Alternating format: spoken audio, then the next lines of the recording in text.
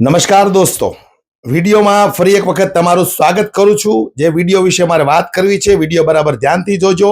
ભારતીય જનતા પાર્ટીના નેતાઓ જે રીતે મોટી મોટી વાતો કરે છે, ખાસ કરીને પરસોત્તમભાઈ રૂપાલા જે રીતે પહેલા મંચ ઉપરથી જે લોકોને ભાષણો કરતા, એ ભાષણો તો તમે સાંભળ્યા જ હશે.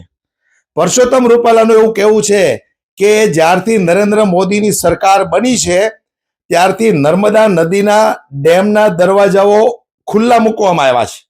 નર્મદા નદીની જળ સપાટી વધારવામાં આવી છે અને આજે એ જ નર્મદા નદીનું પાણી લોકોના ઘર ઘર સુધી પહોંચી ગયું છે.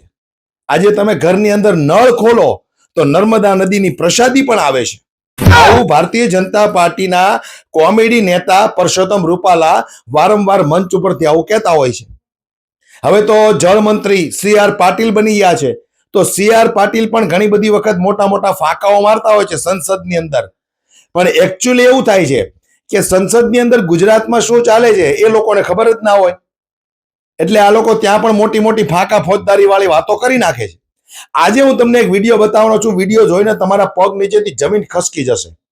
અને હું એટલું કહેવા માંગુ છું કે આ વિડીયો લગભગ ભારતીય જનતા પાર્ટીના નેતાઓએ પણ જોયો હશે. પણ અહીંયા સવાલ એ છે કે ભારતીય જનતા પાર્ટીના નેતાઓ બેશરમો છે. વાત તો સહી છે. એટલે એને કશો ફરક પડવાનો નથી.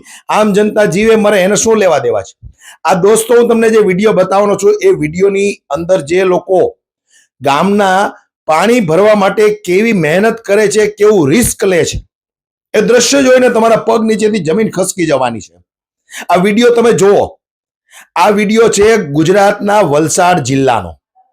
ગુજરાતના વલસાડ જિલ્લાની અંદર લોકો પીવાના પાણી માટે 40-50 ફૂટ ઊંડા કૂવામાં ઉતરે છે.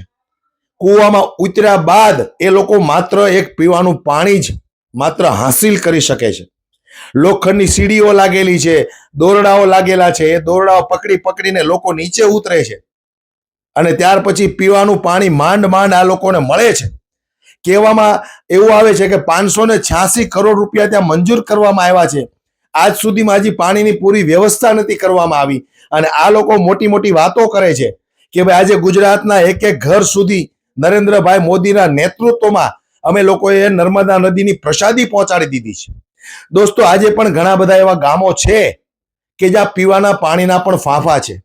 32 વર્ષથી ગુજરાતની અંદર ભારતીય જનતા પાર્ટીની સરકાર હોવા છતાં આ લોકો ઘર ઘર સુધી પાણી નથી પહોંચાડી શક્યા અને વિશ્વગુરુ બનાવવાની વાતો કરે છે. મારે તો ખાલી માત્ર જનતાને એટલું કહેવું છે કે ડાય વાતો કરવાથી કશું થતું નથી. મંચ ઉપર આ લોકો જે રીતે વાતો કરતા હોય એ વાતોની અંદર કેટલું તથ્ય છે આ વિડીયોની અંદર તમે જોઈ શકો છો. લોકો કેવી રીતે પોતાનો જીવના જોખમે કૂવામાં ઉતરી અને માત્ર એક પીવાનું પાણી મેળવી શકે છે. કપડાં ધોવાનું, નાવા ધોવાનું, આ તે પાણી તો એક બાજુ રહ્યું, પણ પીવાના પાણી માટે કેવા ફાંફા પડે છે. દૂરનો વિડીયો હોય તો આપણે સમજી શકીએ. આ તો ગુજરાતની અંદર આવેલા વલસાડ જિલ્લાનો વિડીયો છે. તો મારે પરસોત્તમભાઈ રૂપાલા અને સી.આર. પાટીલને એટલું કહેવું છે કે તમે જે રીતે મોટી મોટી વાતો કરો છો કે ભાઈ આજે ગુજરાતની જનતાના ઘર ઘર સુધી પાણી પહોંચાડી દીધું છે નરેન્દ્રભાઈ મોદીના નેતૃત્વમાં, તો અહીંયા તો સાફ સાફ દેખાય છે. અને દોસ્તો, આવા ઘણા બધા ગામો છે કે જ્યાં પીવાના પાણીની આજે પણ મોટામાં મોટી સમસ્યાઓ છે. આદિવાસી વિસ્તારમાં જાઓ, આદિવાસી ઇલાકામાં જાઓ તો એ જગ્યાએ પણ પીવાના પાણીના ઘણા બધા ફાંફાઓ છે. આજે લોકો પોતાના રિસ્ક ઉપર કેવી રીતે કૂવામાં ઉતરીને માત્ર પીવાનું પાણી મેળવી શકે છે. આ વિડીયો તમે જોયો, તમને શું લાગે છે? આ ભારતીય જનતા પાર્ટીના નેતાઓ ડાય વાતો કરે, મોટી મોટી વાતો કરે, લોકોના મત મેળવી લે છે. પણ જ્યારે અસલમાં નાનો માણસ, ગરીબ માણસ, મજબૂર માણસ જ્યારે પીડાતો હોય ત્યારે ભારતીય જનતા પાર્ટીના નેતાઓને કદાચ ખબર પણ હોય, પણ એના ઉપર પૂરતું ધ્યાન આપવામાં નથી આવતું. કારણ કે એમની પાસેથી ખાલી એ લોકોને એક વોટની જ આશા હોય છે, બીજી કઈ આશા હોતી નથી. આજે મોટા મોટા કરોડોપતિ, અબજોપતિ, મોટી મોટી ઇન્ડસ્ટ્રીઓ ચલાવે છે, મોટા મોટા બિઝનેસો કરે છે, તો એમનું ધ્યાન રાખવામાં આવે છે. કારણ કે એમની પાસેથી એમને ચૂંટણી ફંડો પણ મળતા હોય છે, ટેક્સ પણ બરાબર મળતો હોય છે. આજે નાનો માણસ છે, ગરીબ માણસ છે, તો બિચારો ક્યાંથી ટેક્સ ભરવાનો છે? આવક જ એવી ન હોય તો ટેક્સ પણ નથી ભરી શકતો. જેવી રીતે ખેડૂત ટેક્સ નથી ભરતા, એમના પાક ઉપર. એવી જ રીતે નાનો માણસ, ગરીબ માણસ કૂડા કચરા વીણી વીણીને સાંજે 2 ટકનું માણ જમવાનું કરતો હોય, એ માણસ ક્યાંથી ટેક્સ ભરવાનો છે? તો હવે એ લોકો ટેક્સ નથી ભરતા તો સરકાર એમને સુવિધા નથી આપતી. આ સીધી વાત છે. તમે જુઓ, ઇન્ડસ્ટ્રીયલની અંદર આજે 24 કલાક લાઇટો ધમધમે છે. ખેડૂતના ખેતરમાં 12 કલાક વીજળી દેવી હોય તો આ લોકોને પેટમાં દુખે છે. કારણ કે ઇન્ડસ્ટ્રીયલ વાળા સરકારને ટેક્સ ભરે છે, વેરાઓ ભરે છે. અને બીજું કે જ્યારે જ્યારે ચૂંટણી આવે ત્યારે મોટા મોટા ફંડો પણ આપતા હોય, એટલે એનું ધ્યાન રાખવામાં આવે છે. પણ અન્નદાતા ખેડૂત છે તો ખેડૂતને આ લોકો જે વસ્તુ પ્રોવાઈડ કરવી પડતી હોય એમાં ખેડૂતોને એટલા હેરાન કરી નાખે, પરેશાન કરી નાખે. ખેડૂતો આંદોલનો કરે, ધરણા પ્રદર્શનો કરે, ત્યારે માંડ માંડ ખેડૂતોની એકાદ માંગણી સ્વીકારવામાં આવે છે. કારણ કે ખેડૂત પાક ઉપર ટેક્સ નથી ભરતો, ટેક્સ કોઈ લાગુ પડતો નથી, એટલે સરકારને એમાં કઈ આવક નથી. એટલે સ્વાભાવિક છે કે ખેડૂતોની માંગણી આ લોકો શું કામને સ્વીકારે. એવી જ રીતે ગરીબ માણસોનું છે. એટલે કહેવાનો મારો મતલબ અહીંયા એ છે દોસ્તો, કે મોટી મોટી વાતો કરનારા ભારતીય જનતા પાર્ટીના નેતાઓને મારે એટલું કહેવું છે કે દેશની જનતા હવે તમારાથી ગળે આવી ગઈ છે, થાકી ગઈ છે.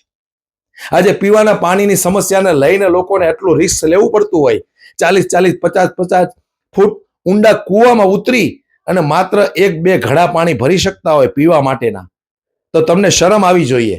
સંસદ ભવનની અંદર મોટી મોટી વાતો કરો છો, CR પાટીલ જળ મંત્રી છો, પરસોત્તમ રૂપાલાનું તો આપણે સમજીએ કે એ તો ફાંકોડી નેતા છે, એની વાતમાં કઈ તથ્ય હોય નહીં.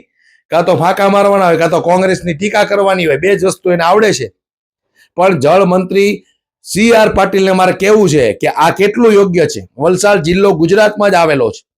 ગુજરાતની આ હાલત હોય તો 32 વર્ષથી ગુજરાતની અંદર ભારતીય જનતા પાર્ટીની સરકાર હોવા છતાં પણ આજે પીવાના પાણીના ફાંફા પડતા હોય અને તમે સંસદમાં મોટી મોટી વાતો કરતા હોય કે ભાઈ કચ્છ સુધી પીવાના પાણીની અમે વ્યવસ્થા કરી દીધી છે, નર્મદા નદીની પ્રસાદી લોકોના ઘર ઘર સુધી પહોંચે છે, તો આ લોકો કેમ બાકી રહી જાય છે?